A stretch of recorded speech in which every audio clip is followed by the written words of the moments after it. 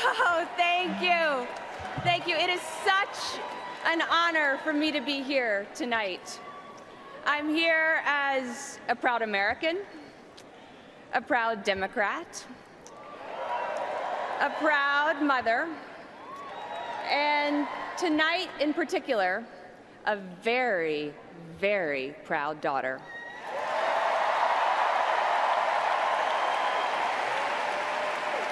Mark and I can't quite believe it, but our daughter Charlotte is nearly 2 years old. She loves Elmo. She loves blueberries. And above all, she loves FaceTiming with Grandma.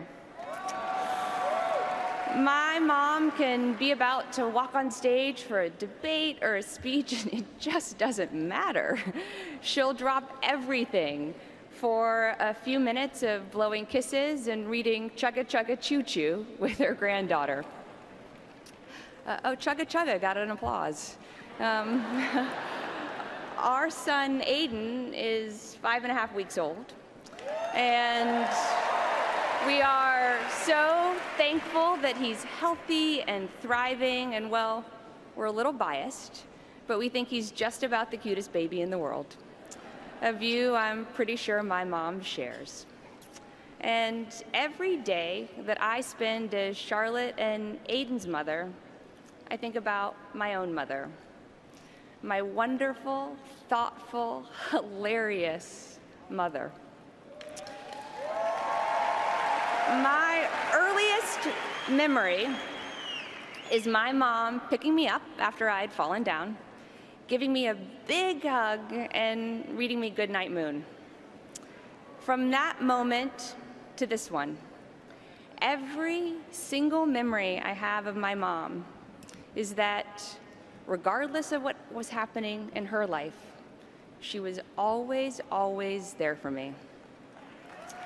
Every soccer game, every softball game, every piano recital, every dance recital, Sundays spent together at church and the local library, countless Saturdays spent finding shapes in the clouds, making up stories about what we would do if we ever met a triceratops. In my opinion, the friendliest looking dinosaurs, although my mom would always remind me they were still dinosaurs. As a kid, I was pretty obsessed with dinosaurs, and the day that my parents took me to Dinosaur National Park, I didn't think life could get any better.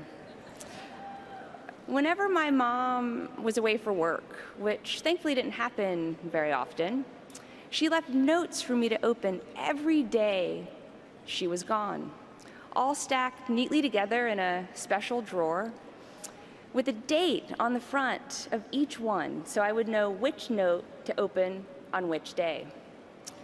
When she went to France to learn about their childcare system, I remember one was all about the Eiffel Tower.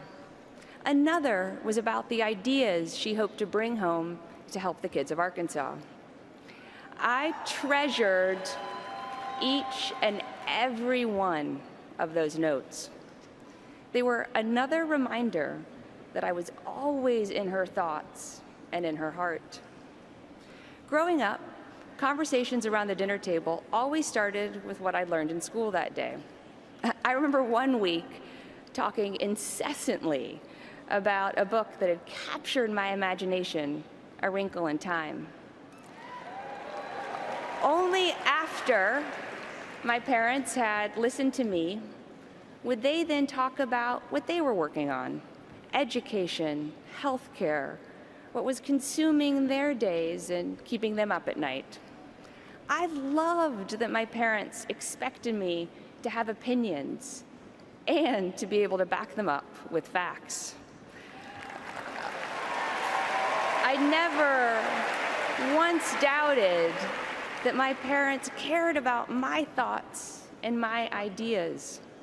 And I always, always knew how deeply they loved me. That feeling of being valued and loved, that's what my mom wants for every child. It is the calling of her life.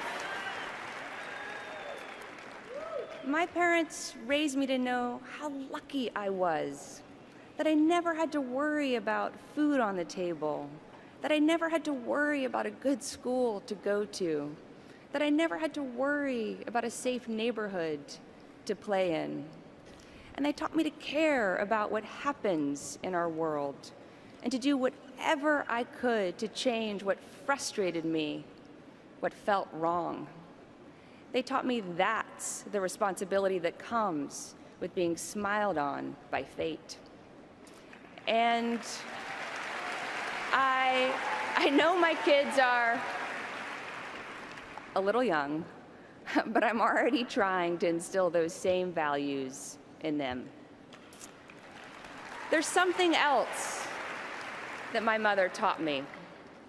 Public service is about service. And as her daughter, I've had a special window into how she serves. I've seen her holding the hands of mothers, worried about how they'll feed their kids, worried about how they'll get them the health care they need. I've seen my mother promising to do everything she could to help. I've seen her right after those conversations getting straight to work, figuring out what she could do, who she could call, how fast she could get results. She always feels like there isn't a moment to lose because she knows that for that mother, for that family, there isn't. And I've also seen her at the low points, like the summer of 1994. Several people this week have talked about her fight for universal health care. I saw it up close. It was bruising. It was exhausting. She fought her heart out, and as all of you know, she lost. For me, then 14 years old, it was pretty tough to watch. But my mom, she was amazing. She took a little time to replenish her spirits. Family movie nights definitely helped. Dad, as all of you now know, liked Police Academy. My mom and I loved Pride and Prejudice. And then she just got right back to work because she believed she could still make a difference for kids. People ask me all the time, how does she do it? How does she keep going amid the sound and the fury of politics? Here's how. It's because she never, ever forgets who she's fighting for.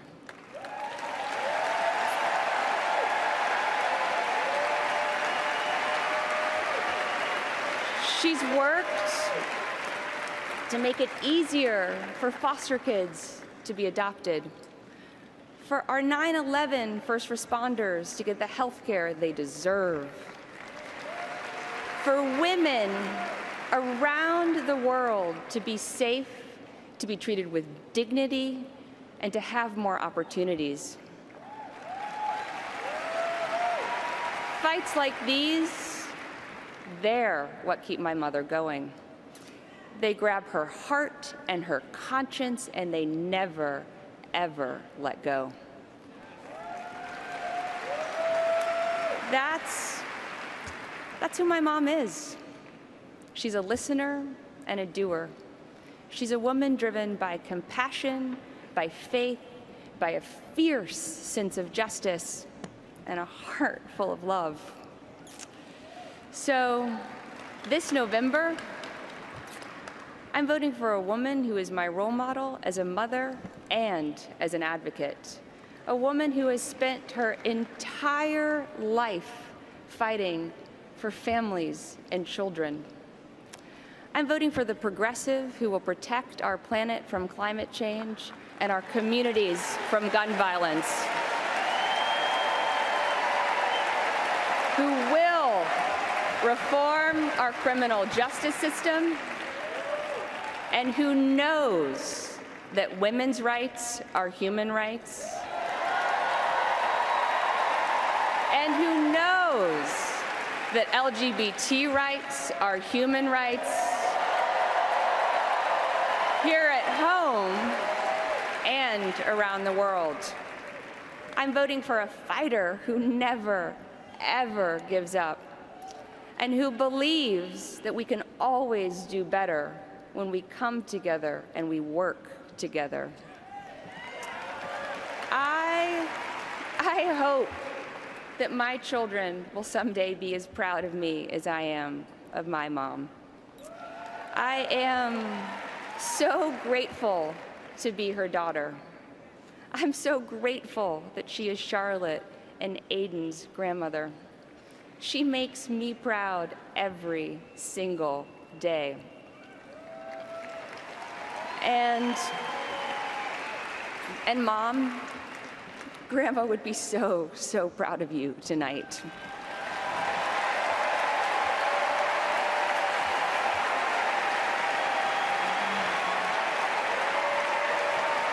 To everyone watching here and at home, I know with all my heart that my mother will make us proud as our next president. This is the story of my mother, Hillary Clinton.